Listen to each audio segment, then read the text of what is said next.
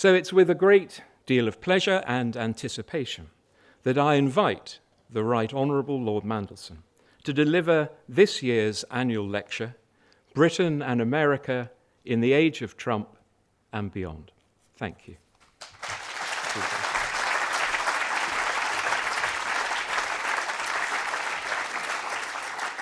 Well, Jonathan, thank you very, very much indeed for that welcome.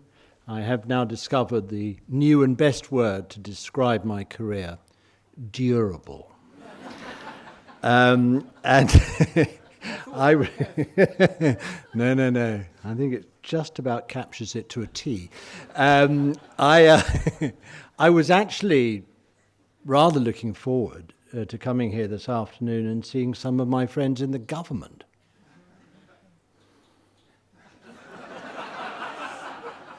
They seem either to have been promoted or demoted, or they're at home waiting by the telephone rather expectedly. I have indeed been in this movie before myself in almost all those three respects. But you remind me that I first came to Ditchley 50 years ago, thank you. I was a young Oxford undergraduate, and I made the short journey here, carried by Ditchley minibus, to a Ditchley conference that was taking place on the subject of the position of young people in post-industrial society. It doesn't get more Ditchley than that. And I was the token Labour youth alongside a similarly recruited Conservative undergraduate. We entered the library before dinner. We described what it was like to be young. We were fed well and then driven back to Oxford. So you see, Ditchley has always made sure that it really is about the lives of real people, you know. That early encounter, though, with Ditchley began a lifelong association with this magnificent crucible of ideas. It remains absolutely true that no one leaves this extraordinary place without thinking new thoughts and drawing fresh inspiration. Although on the occasion of another Ditchley conference, I remember, in 2003, I nearly left here without my kidneys when thrown from a horse riding out before breakfast with the then director's wife. Now, just about recovered. Now, since the Ditchley Foundation's inaugural lecture in 1962 on the anatomy of Anglo-American relations, this house has earned its reputation as the spiritual home for examining that most mercurial of creatures, the UK-US relationship. And as that first lecture wisely counselled, we must never take good Anglo-American relations for granted. They need constant effort, care, and refreshment. And of course, we are particularly mindful of the need for both refreshment and care as we anticipate President Trump's historic second visit to Britain in, 2 weeks' time. Now, I like to imagine that Churchill road-tested the term special relationship here at Ditchley with America's wartime envoy, Harry Hopkins. When the moon was high and Chequers was too dangerous for the Prime Minister to stay there, as you know, many of you, he came here instead. And in fact, the special relationship began to be forged after the War of Independence, when France's aid might have gained that country the mantle of special relationship. But once Britain had recognized America's independence, our two nations gradually discovered that we had more in common than in dispute, notwithstanding the temporary setback of the War of 1812. And at the Treaty of Paris celebrations in 1783, a French guest predicted that the 13 American states would form the world's greatest empire. Yes, British envoy Caleb Whitefoord replied, and they will all speak English, every single one of them. And so was born, rather stutteringly and incrementally, the Anglo-sphere and the Anglo-American special relationship at its core. And today it's my immense privilege to return here as British Ambassador to the United States. And I offer my thoughts on the future of the special relationship, particularly as I steel myself once again to perform my familiar role as professional villain, serving as His Majesty's representative during America's upcoming 250th independence birthday celebrations. So what of the world today? From my vantage point in Washington, distance brings tremendous clarity about where Britain stands today on the world stage as we face a new era of great power rivalry. We are not a superpower, but we are a G7 economy and a leading nation elevated by our UN Security Council, NATO, and nuclear status, and more than capable of being talented and nimble enough to thrive in this changing world. So let me first address the geopolitics that, in my view, make the special relationship more, not less relevant to the UK's national interest. We are witnessing an upheaval of the post-Cold War era, which has shaken all the comfortable assumptions of a US-led unipolar system. We now live in an age where the international system is fragmenting, with the United Nations frequently deadlocked as a result. We must come to terms with the existence of two global superpowers, America and China, locked in a strategic rivalry. It is this competition which will shape this century, and in which we cannot avoid as a country being part. Drawn to the United States by values and security as we are, as well as economics, and dealing with the Chinese market we cannot ignore and from whose growth we can also benefit. I don't wish to reopen old Brexit wounds, but we must honestly assess how the game has changed for us over the last decade. As well as creating a net loss for our economy, leaving the European Union has also altered our geopolitical options. In the EU, while our relationship was primarily an economic one, we got membership of a foreign policy multiplier, less independence and autonomy within a bloc, and able through it to exercise global influence. We were part of the European pack, driving Europe's common and foreign security policy while hedging our bets through our special relationship with America, and taking constant care to preserve that relationship at all costs whilst a member of the European Union. Leaving the EU was expected by many to give Britain more independence, more autonomy to pursue UK national interests. The truth is, it has and it hasn't.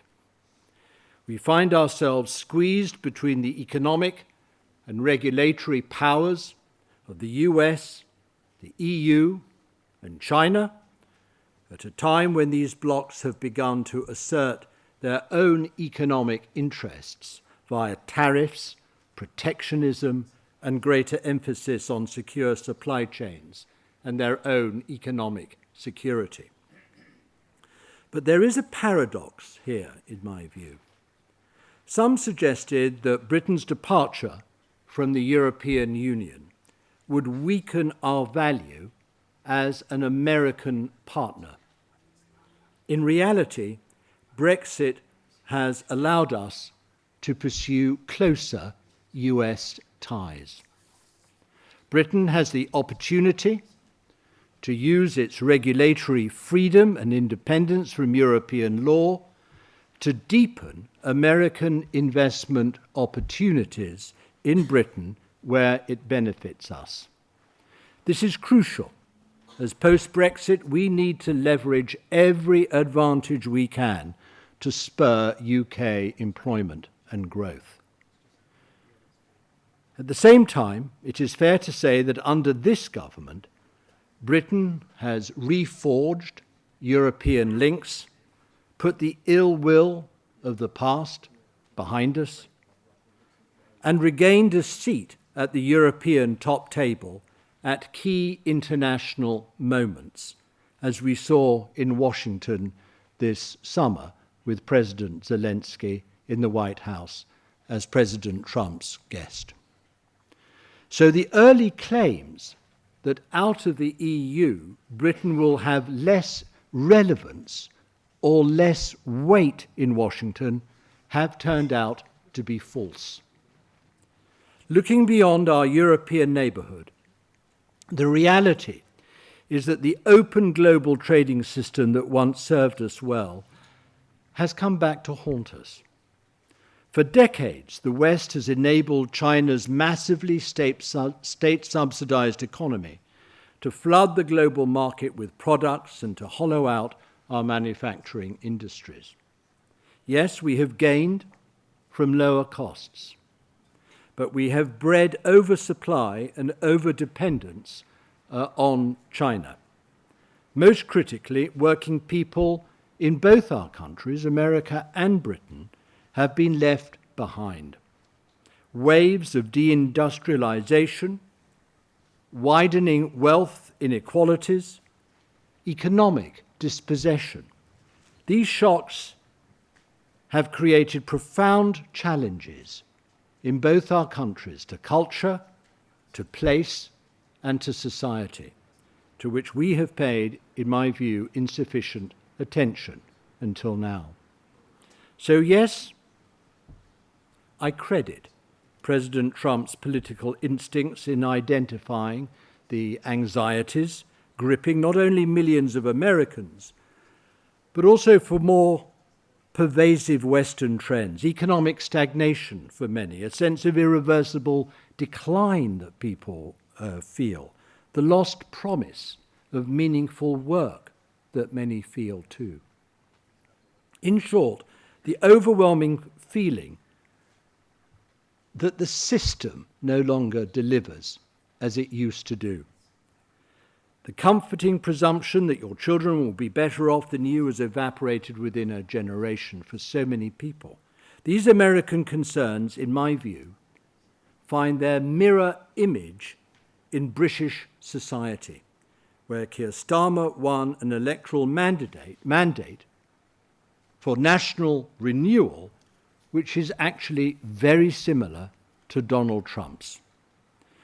These are the conditions in which a modern mercantilism is now taking root, where impatient and fed-up electorates demand their nations prioritize their own national economic interest and their own national self-sufficiency. Globalization is not dead, but it is being dramatically reconfigured. For an outward-facing trading economy like Britain, earning our living in the world has become significantly harder. Simultaneously, whilst the economics have got harder, today's security threats are more dangerous and more unpredictable than anything we have faced since the Cold War. Putin wages war in Ukraine using Chinese technology and armed with Iranian and North Korean weapons. Our adversaries act as ever more in unison as new technologies transform how economic advantage is pursued and how war is fought. Some may have forgotten just how central scientific competition was in the early stages of the Cold War, but we are now living in a technological revolution like nothing we have seen before. And let me be absolutely clear. If China wins the race for technological dominance in the coming decades, every facet of our lives is going to be affected by that fact. China does not want to be like the West, but it has learned the lessons of the West's advantages gained through scientific investment and invention. As a result, it combines economic dynamism, scientific innovation, the ability to plan for longer than an electoral cycle, with strategic patience in ways that make them the most modern, formidable, modern competitor the West has ever encountered. China is racing to dominate artificial intelligence, quantum computing, and biotechnology. They've embarked on a dramatic expansion of their army, navy, and air force, and are now moving rapidly into space. They are both copying us and dramatically multiplying their own rate of innovation. The core US-China technology rivalry is not merely a contest for economic primacy. It's a struggle over values, over what kind of world the next generation will inherit, one that fosters freedom and debate in the decades ahead, or one that imposes centralized command and control. Now, only America has the capability, wealth, and determination to compete with China technologically at that level. And as a science-rich nation ourselves, how we also meet this challenge and choose our partners in doing so will shape our economic prosperity and our national security for the foreseeable future. And this is why we must pursue US-UK technology partnerships, as significant as the Mutual Defence Agreement and subsequent nuclear treaty that Harold Macmillan negotiated with President Kennedy. To this day, these agreements, the foundation stone of our defence and intelligence relationship nearly 7 decades later.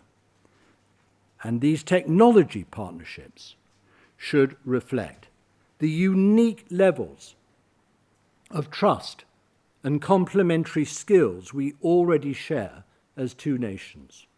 It is a division of responsibility, whilst not equal, works to both nations' advantage. And this brings me to my central premise about the future. It is that while we are independent of America, it is not in our interests to be separate from America. And I draw a clear line between the sentimental and the instrumental approaches to our national interest. Our alliance with America endures not because of shared history or because we get on with the president of the day, but because it consistently delivers mutual advantage to both countries. Do we always have identical views? Of course not. We never have. And we're not looking, by the way, for special treatment from America. Our alliance exists because it serves both nations' interests, because the core values of Britons and Americans remain aligned as the world around us becomes more threatening. For Britain, the relationship means we have more ability to shape events by coordinating our policies with those of America in every region of the world. We can disagree on issues, and we do, but we cannot be fair weather friends. Not when we want to be close partners in good times and an influential voice in difficult times. This has always relied on strategic depth, not just personal interaction. So the choice before us is stark and urgent. The technology revolution will change everything, and US-China competition will define this century. The Atlantic Alliance must evolve to meet the greatest challenge of our age, and that is keeping ahead in the global technology race that will determine our fate in the 21st century. Now, I know that some people listening today, some of you even may doubt our ability to work more closely with President Trump's White House, working both with it in Washington and in the rest of the world. They will point, these skeptics will point to his trade policies that affect friends and foe alike, his rejection of the prevailing climate consensus, and his dismantlement of decades-old US development programs. They will say that his America First credo is not compatible with deeper cooperation with others, including Britain. That Britain, therefore, has no alternative but to pivot away from America. Now, my time working alongside the Trump administration has taught me, frankly, that this is lazy thinking. The president may not follow the traditional rule book or conventional practice, but he is a risk taker. He's a risk taker in a world where a business-as-usual approach no longer works. Indeed, he seems to have an ironclad stomach for political risk, both at home and abroad, convening other nations and intervening in conflicts that other presidents, frankly, would have thought endlessly about before descending into an analysis paralysis and gradual incrementalism. Yet, and this is not well understood, although the Trumpian national security strategy is called America First, it does not actually mean America alone. We see him leverage America's heft to put the right people in the room and hammer out compromises in order to grind out concessions. I'm not just thinking of Ukraine, where the president has brought fresh energy to efforts to end Putin's brutal invasion and bring peace to that region. If the president was so indifferent to the rest of the world, if he was so in love with America alone, he would not have intervened in multiple spheres of conflict over the last 7 months. Furthermore, the international order that people claim he has disrupted and the calm he has allegedly shattered was actually already at breaking point.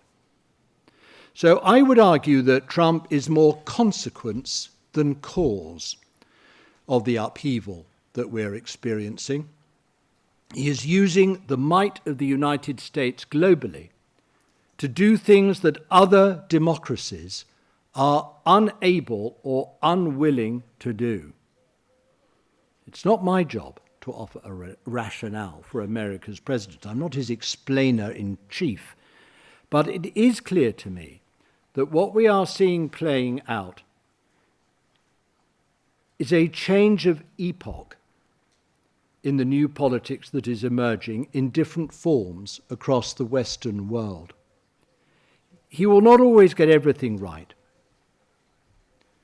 but with his Sharpie pen and freewheeling Oval Office media sprays, he has sounded a deafening wake-up call to the international old guard. And the president is right about the status quo failing from America's point of view. The world has rested on the willingness of the US to act as sheriff, to form a posse whenever anything went wrong, a world in which America's allies could fall in behind, and not always that close behind either, and then allow the US to do most of the heavy lifting. The American people gave a mandate to President Trump to change this and to say to allies, step up and take more of the brunt, especially in their own backyard. And this is the message he is taking to allies, and we need to hear that mandate that he has been given by the American people. He also understands that the US needs Europe strong and close enough to counterbalance Chinese power and that of its autocratic allies, as we saw in all of them on parade in Beijing this week. Trump understands the positive coercive power of traditional American deterrence, deterring adversaries through a blend of strength and strategic unpredictability, as we saw in his decisive action on Iran's nuclear program. Well beyond their military impact, these strikes gave a swathe of malign foreign regimes pause for thought. So let me turn to our own alliance with America. As British ambassador, I have seen firsthand the sheer magnitude of what lies beneath the bonnet of the US-UK relationship. Across so many fields of British life, be this the film industry or aerospace or AI or media, signals intelligence, submarine production, pharmaceuticals, farming, higher education, the City of London, like it or not, our US partnership has become indispensable to the functioning of our nation. Beyond President Trump's instinctive warmth towards Britain, and it's real, we cannot simply take it for granted that the breadth of this and of future US administrations will see the value of the special relationship in the way that we do. There can be no complacency on our part. It is vital that we demonstrate to the next tier of US political leadership and to the next Republican and Democratic generations exactly how UK partnerships in economics, technology and security deliver tangible value for Americans and Brits alike. So what do we need to do to ensure the special relationship between our two countries endures? First and foremost, for our national security, if we want to continue to benefit from America's massive defense and intelligence spend, and believe me, we certainly benefit in countless visible and less visible ways, we need to remain relevant to the United States in defence. It is critical to sustain the UK's will and ability to act alongside America in different parts of the world, not just Europe. America's day one, night one ally, as the Prime Minister has described it. We're taking the big decisions like restoring nuclear strike capabilities to the Royal Air Force, purchasing new F-35A fighters equipped with American nuclear weapons for NATO's deterrence mission. This represents a new chapter of British-American strategic integration, which complements our continuous at-sea nuclear deterrence and deepens our role as vital security partners, as we have been in every major international conflict since the Second World War, bar Vietnam. But what sets Britain apart from many of its European neighbours is not just our capability, but our willingness to engage and fight where it's necessary to do so.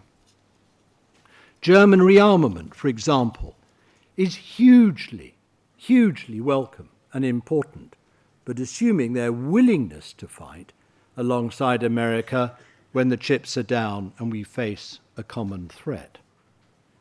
On the ground in Ukraine, because Britain went early and hard, and because we are a trusted partner of the United States, we have provided vital operational linkages for armament and intelligence and target sharing with Ukrainian armed forces.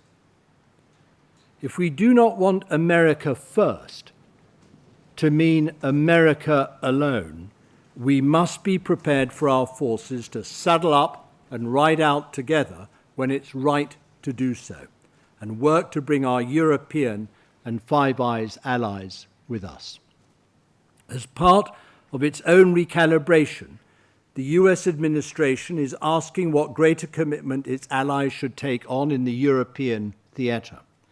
This review is long overdue, but the US must avoid the trap, in my view, of a strict geographical division of labour.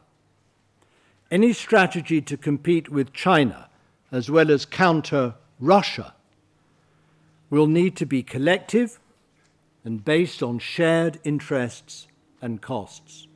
To this end, the US must incentivize as well as pressure natural allies into action. We are indeed greater together. For Britain, this is about our role in the world and a recognition that while we are chiefly focused on Europe and are NATO first, our interests do not stop at the borders of Europe. We must also have relevance and utility to the US in the Indo-Pacific, where we have increasingly important strategic partners in Australia, Japan, and South Korea. In this respect, we need to protect and amplify AUKUS as a critical pillar of America's national security strategy. The UK and Australia need to demonstrate to the US that they are both investing enough in AUKUS and that it is really adding net capability, not diverting US resources. It is about ensuring we have interoperable submarines for all three countries for use around the world, able to fight together in the Indo-Pacific, the Euro-Atlantic, or anywhere else that they're needed. The Americans who are building and supplying submarines have a reasonable expectation of how these would be deployed in combat if called upon, subject to usual political decision-making. AUKUS already removes barriers to technology sharing between like-minded allies. Collectively, we want to build on this and ensure that we maintain the technological edge, well beyond submarines, to the future-facing weapons that will protect our people and interests in this century as it did in the last. because this is about how we respond to the China challenge and its single-minded pursuit of regional military and global technological dominance. In the end, a nation's position in the world is only as strong as the economy that sustains it. I'm confident that the strong fundamentals of the UK economy, notably its world-class universities and science base, will enable Britain to turn itself into a modern AI-boosted economy. Our science base is already per capita bigger than America's and China's. It should be a source of national pride that we are the only other nation to boast a $1 trillion tech sector in this country. To grow and apply our science ambitions, we need greater access to the know-how, talent flows, and investment capital that America provides. The numbers already tell a story of a truly golden economic corridor across the Atlantic, but we can build on it and do more. We've got off to an enviable start as the first country to negotiate a trade deal with President Trump. Don't underestimate the significance of this. It's not just a political prize. The deal reflected a long-held ambition for a trade deal on both sides. It has been forged into an arrangement covering the bulk of our high-value industrial and goods exports to the United States. But now is the time, on the basis of that trade deal, now is the time to build further. It's time for the next big step. AI and quantum will become the main drivers of economic growth and the transformation of our public services, which we need to lift us out of the economic stagnation as a country we've experienced over the last decade and more. To do this, the UK must dramatically raise levels of investment, above all from the country closest to us, the United States. We must leave no stone unturned in Britain to create a globally competitive, total business environment. And this, by the way, must include a reliable and affordable, expanding energy supply. This is very much the message I am receiving from potential American investors. It's why I've made it my foremost priority as British ambassador to create a full-spectrum US-UK technology partnership between our two countries. Hardwired in national security, but sparking new life-enhancing breakthroughs across the entire scientific landscape. We must combine the formidable assets at our joint disposal. Our two huge technology sectors, extraordinary pools of talent encompassing all the world's top 15 universities and cutting-edge research facilities. I want US tech companies to look at the UK as their second home, to feel as at home working here and building and developing their businesses as they do in their own country. Layered over this are our shared values, shared language, and high comfort levels and history of working together to out-innovate our rivals. From the dawn of the nuclear age, through the Manhattan Project, and the creation of radar, the internet, and today's quantum breakthroughs, our two nations have repeatedly proven that UK-US collaboration produces world-changing results. The opportunities now are vast: artificial intelligence, biotechnology, quantum computing, nuclear fusion, space exploration, and the list goes on. Now, some of this innovation will be undertaken by American companies and some by British ones. But where we want them to combine, we should not see this in zero-sum terms. When Google bought DeepMind, DeepMind did not disappear. Its growth accelerated, and it is now a top-tier UK-based company. We cannot afford to be passive observers of the AI revolution. We must be its architects. And this means backing the innovators to unleash safely their potential for human progress and allied advantage. These transformative technologies must not be stifled with excessive regulation, such as some of the EU laws which they themselves are now looking to reform. So where do we go next? I'd say first we must create resilient supply chains for the most critical technologies and materials, reducing dependence on strategic rivals. Second, we must solve the energy equation. This is urgent. The AI revolution will need abundant, secure, and competitively priced energy across the board. And this is why both the US and UK are embarking on a new era of nuclear power deployment in both countries, as we will announce at the time of the state visit. Third, we must build the infrastructure that powers tomorrow's digital economy, streamlining regulations that slow down progress and investment. And finally, we must invest in the next generation through joint talent programs, shared facilities and seamless career pathways spanning both countries. The question facing us is simple.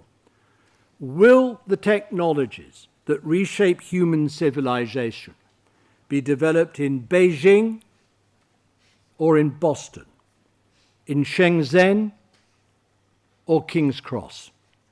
The Atlantic Alliance has prevailed in every great contest of the modern era. Today's technological competition will be no different, but we must act with the urgency and unity this moment demands. So let me, if I may, conclude this lecture with where we began, the enduring power of the Atlantic Alliance. The approaching 250th anniversary of American independence marks one of history's most remarkable transformations, from bitter adversaries to steadfast allies that have shaped the modern world together with our other friends and partners in the world. From Wall Street to Silicon Valley and everywhere in between, I have witnessed how Britain and America remain bound by a really deep kinship and cultural affinity that transcends borders and generations. Our special relationship lives and thrives on familiarity and trust and a constant exchange of creativity and ideas, which enriches both our societies. Once again, our two nations, though, stand at a pivotal moment. The technological revolution demands that we find the confidence and the courage to leverage Britain's strengths to reap the reciprocal benefits of our closest ally, at the forefront of the race that will determine how our citizens live and work and pursue their happiness.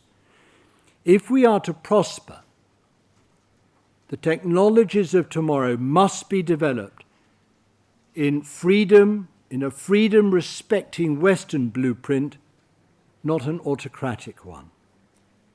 And I leave you one final thought. We do not have to alter our own outlook as a country to maximize the full benefits of our special relationship with the United States. We can be respectful without being sycophantic.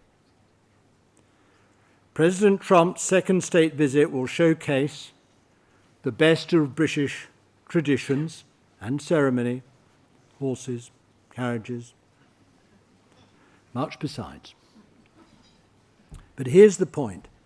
At its core will be new agreements that write the next chapter of transatlantic success. to create jobs, to drive innovation, ensure that British and American ingenuity continues to lead the world with our other allies. In the end, the special relationship is not about sentiment. It's not nostalgia. It's about mutual benefit which needs to resonate with American interests and American voters as much as it does our own. And under this administration, I think we've made a promising start. But now we've got to build on it. Thank you very much indeed.